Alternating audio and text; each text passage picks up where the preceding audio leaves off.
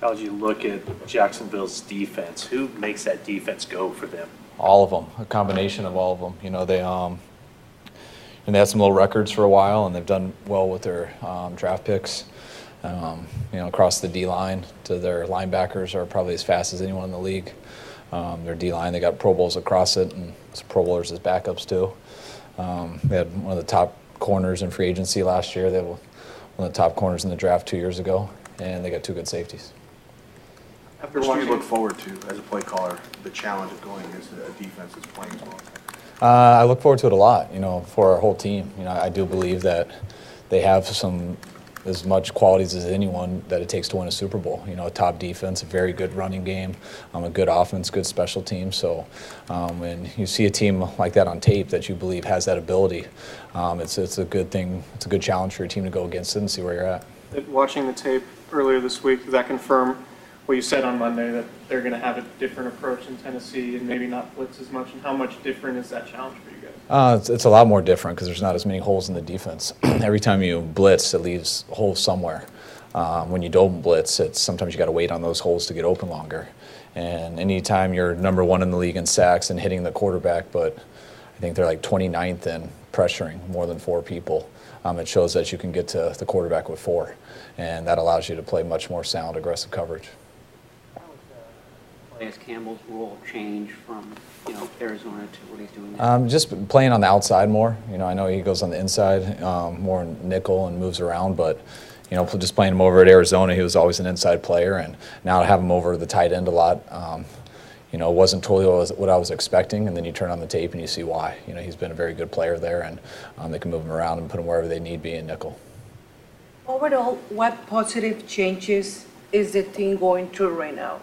I think you just get more confident the more you win, you know, and including our bye week, you know, only having one loss in these last 5 weeks, you know, it's a much more positive feeling that you put together week after week, and you build off of that. You know, everybody wants to be confident, but that only happens when you experience some success, and we've won some more games than not of recent, and the more you do that, the more confidence you get. Joe Staley's been nominated for the Art Rooney Sportsmanship Award.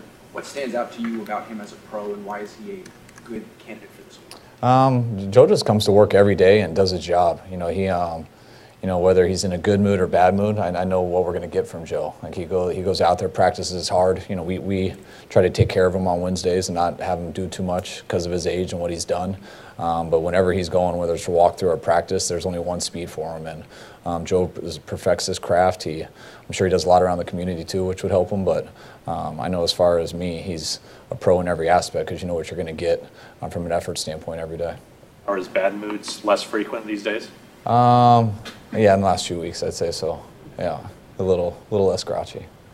How does Jacksonville use Jalen Ramsey?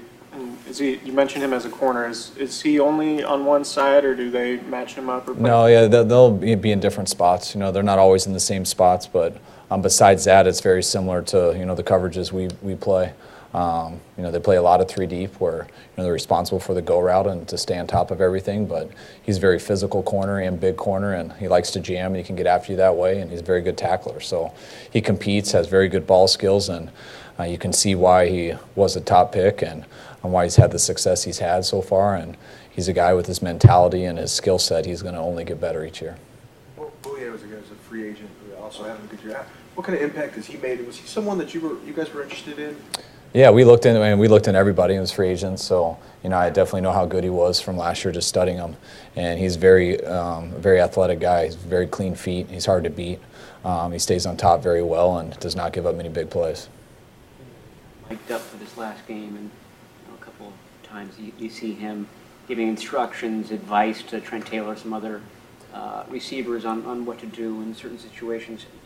As far as being vocal, is that par for the course? Is he more vocal than you've seen? I mean, where does he fit in? He likes to talk a lot during the games to people and stuff, and to me I just want people to be themselves. I think he likes to go and communicate with guys and talk to people, and some people like to sit there and just study the pictures and really focus on what they're going to do next. I like people to do whatever they think helps them more. And I think Jimmy, I think he likes going around and talking to guys. I think it helps him stay in whatever mood he wants to be in throughout the game. And I think it helps other players too. The worst thing you can do is demand certain things from guys if that's not really naturally who they are.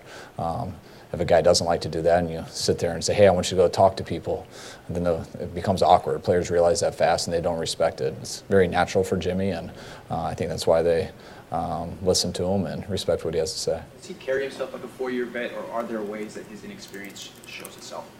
No, I think he's carried himself like a veteran so far. Everything I've seen has been great, and he's played well in his games, and I think he's handled it real well. I'm butchering this story, but I seem to recall something about when you first got with Matt Ryan. He kind of, I don't know, boxed, but he had to turn his back to the defense a lot. It was just something he had to adjust to, and eventually it all worked out, obviously. But is there anything with Jimmy where you say, hey, no, we do it like this here, or like, just stuff like that? Yeah, it's everything, and that's with every athlete, especially guys who had success before. You get a guy who hasn't done anything, it really doesn't matter. They're just trying to figure it out. And when you have guys, especially bring up like Matt Ryan, Matt Ryan's had a ton of good years and a number of good offenses. So when you bring something in, it's something that anyone has never done his whole career, and you ask them to do something, nothing feels great right away. And it's like, hey, it'd be a little easier if I just looked at it instead of putting my back to it. And totally agree, but it's also easier if the D-line doesn't rush and they play run. It's easier to block the guys. It's also easier for the receiver to get open if there's no linebackers underneath and the safety is way over the top. So there's certain balances to it that you have to learn. But everyone's a product of their environment, and when you get in the heat of battle, you're going to do what's made you successful before, and you should. That's what you're confident in. That's what's so important about training guys, and not just telling them to do something, but really getting them to understand what you're trying to do, because no one's going to be really good at it until they respect it and understand why. And that happens through playing. Sometimes you ask them to do stuff and they don't feel it till the third time they did it, and they get, oh, now I get why you wanted it that way. And but it takes time, and that's what's so fun about the off season, because you got a lot of time to drill that stuff into them and try different things.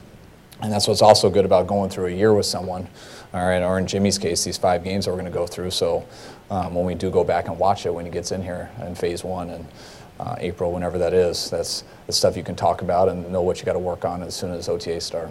Do you have a whole list of things that you want to work on with him, just basically ground floor stuff for the offseason? Yes, I mean, I don't have it now, but I mean, that's what we do. I mean, when we're done, the coaches get we get a couple weeks off, and then we come back and we start studying free agents, and then we start to go through our whole self-scout. So we do that for every single player. Each position coach does it. We get a big write-up, a tape, and when our players get back in here for the beginning of the off-season, we just spend that first week going over all the stuff and making an off-season plan of what we want them to improve on, and then we'll reassess that at the end of OTAs before we get another break before training camp. It's a pretty big discrepancy with Jacksonville between their pass defense and the run defense. They're giving up like 4.5 a carry.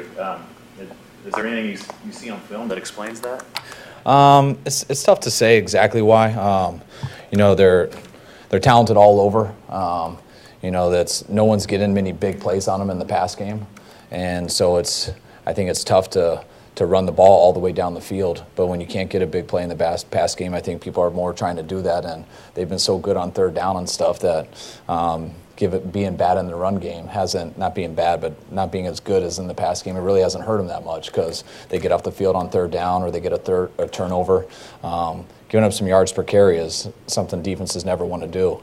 But if you keep them out of the end zone, and then it doesn't matter that much. And the way you do that is you're good on third down and you create turnovers. I've got a generic question, but what is it about the 2-minute drill and teams that really need points that for some reason seems to spark offenses, especially good offenses? I mean, I think over the years you see good offenses will go quiet for an entire half, and all of a sudden they have to have points for them to have in the middle half. You saw Tennessee, you had a season-saving drive at the end of that first half for them. You guys have had success as well. I mean, what is it? Is it taking advantage of prevent defense? Or? I think it's just changing things up. I mean, it's you get that tons over the years.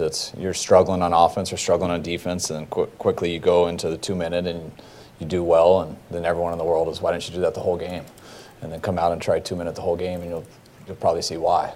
But it's getting guys off balance. Sometimes when you're struggling, or your guys they got a good game plan, and You just want to adjust something. Sometimes it's nice to just go fast and get people off to change up the tempo. Sometimes it works, sometimes it doesn't. But if you're going 2 minute all the time and you're struggling with that, and you have a number of 3 and outs, and all of a sudden you don't do it, and you manage the clock better, and you go on a little bit of drive, then everyone's going to say, why don't you never go no huddle? That's to me why there's no absolute answer. It's what's the defense doing, who plays better, how do you adjust to certain things, and what are your players? I think sometimes it's a great thing to take some stress off guys because there's less thinking, you just go and react. Also, sometimes the defense isn't very good at 2 minute, and you just open some stuff up. So there's not one answer, but that's really to almost every question when it comes to the scheme in football. What do you think's changed about Blake Bortles over the last 3 weeks? Well, I mean, anytime you have a defense play the way they do, and anytime you have the #1 running game in the NFL, that makes a lot of things easier on a quarterback. And not to take anything away from him, but he's doing exactly what he needs to do, and he's making plays doing it. Because I don't care what quarterback you are, if you're struggling, if you don't have much of a run game, it's going to be tough on you. And right now, numbers-wise, he's got the best one in the NFL. He's got a defense who gets some turnovers and it gets pretty good field position.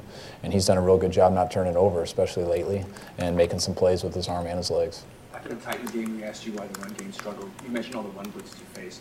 Watching the film, it seemed to me like when you called a run play, Garoppolo kept his head down before the snap, and when you called a drop-back pass or a play-action pass, he raised his eyes and surveyed the secondary before the snap. Did you see that too? I didn't, but now I'll go back and check. So I appreciate that. I hope Jacksonville's not listening to this press conference. But if it is, I'll change it. Thank you. A couple more? Was a linebacker better than you thought, or were you confident? No, he's he's pretty much what we thought. Brock is a very Brock does everything he can to prepare for a game. He's a guy who works 7 days a week, 24 hours a day, getting his body right, getting his mind right. He gives everything he can. When he gets in, it's a matter of time that he'll continue to get better. The more he plays, I feel like the better he gets because he's very smart, he works at it, and he learns from all the things that happen to him. Brock has done a decent job on special teams throughout his career. When guys have given him the opportunity, he's come in and played well. He's always started backups throughout his career, starting in Seattle.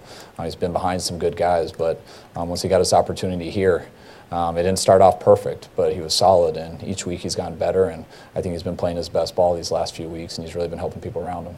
I was going to ask you, just because I don't know if his first start was Washington, but it seemed like it was kind of rugged, at least in the first half. Mm-hmm. Are there specific things he's done to kind of fix whatever was wrong? Yeah, just learning from every situation. I mean, I remember the exact first half versus Washington, just a couple of missed tackles in space, and then I thought he played better in the second half. Maybe I think that might have been his first start. I'm not sure. Sometimes your first start, you're a little amped up, and you miss a couple. It only takes 2 plays to look bad, and then you calm down a little bit. You get more in the mood of the flow of the game, and he started being more consistent. And I think that's Brock. And that's what I say a lot with everyone. You never know how a guy is until you see how they respond to adversity. And when you're a guy that the game's not too big for, you work at it. You're not an insecure guy. You can take coaching. You can look at yourself hard. And when you make mistakes, if you're made of the right stuff, you get better from making those mistakes just the more you get to play. And I think that's Brock's perfect example of that. Talk a lot about not getting too high or not getting too low. And in this season, you've had kind of streams at both ends of that. Is there anything in your past that led you to that philosophy, or how did you come about kind of believing that that's the way to go about the day-to-day operation? Always. I mean, once you start to make decisions or lead anything based off of ego, you get humbled as fast as anything in this league. I have 1,000 stories of that as a coach or just watching other people. I also have perspective on everything too. I know everyone's extremely positive about us recently, and that's neat that everyone feels that way, and we're excited too. But I also know, if our kicker's not 100% on all those field goals, that we'd be feeling a little bit different. Just one tip ball, 2 plays maybe where Marquise doesn't come down with that throw and it's an interception, the whole outcome of a game can be completely different. If they get a first down at the end of that game on 3rd and 1, or 3rd and 2, we don't get the ball back, they'd run the clock out and kick a field goal, and we would have probably blown a lead that I thought we should have won. And that's a totally different feeling. So we're just talking 1, 2, 3 plays that could totally change the perception of everyone. And I don't think that totally changes the reality of what's going on a lot, but it definitely changes the perception. So you try to be strong in that way and not let that stuff affect you, and just try to focus on doing as good as you can every single day. There are some pre-draft scuttlebutt about you guys maybe being interested in Leonard Fournette, and then leading up to the draft, talking about your history and your dad's history and your guys' ability to find running backs, middle, late undrafted guys. Is that something you consciously think of? Is that a philosophy that you have, that we can find guys later, or I mean, it's been proven that you can get guys later, but that's by no means makes it that I'm going to say we're never going to draft a running back high. I mean, when you find a special one and you think that makes sense for your team, you should never hesitate to do that. I mean, a big time running back, whether it's Fournette, whether it's Adrian Peterson, who's a top 10 pick, whether it was Terrell Davis in the 6th round, whether it's David Johnson, who I think was a 3rd rounder, or Le'Veon Bell, I think is the 2nd rounder. I mean, all those guys are worth top 5 picks, but they're all found different places. If they came back out, Terrell came out, I promise you he's not going in the 6th round. He's probably going to the top 5 pick, and that's one of the reasons they won Super Bowls. So you just got to find who you think that guy is, and there's lots of ways to do it. All right. Sorry, you mentioned last few games, the difference between 1 or 2 or 3 plays. Earlier in the season, you weren't making those couple of plays. Now you are. Is that the Garoppolo effect, or what's the difference? I don't know. I mean, you can look into a lot of things. You go back to those 5 games that we lost by 3 points or less. Some of it's quarterback play. Some of it's a penalty. We had a number of offensive PIs that I think cost us a couple games at some points. Maybe we could have overcome that early and it wouldn't have mattered.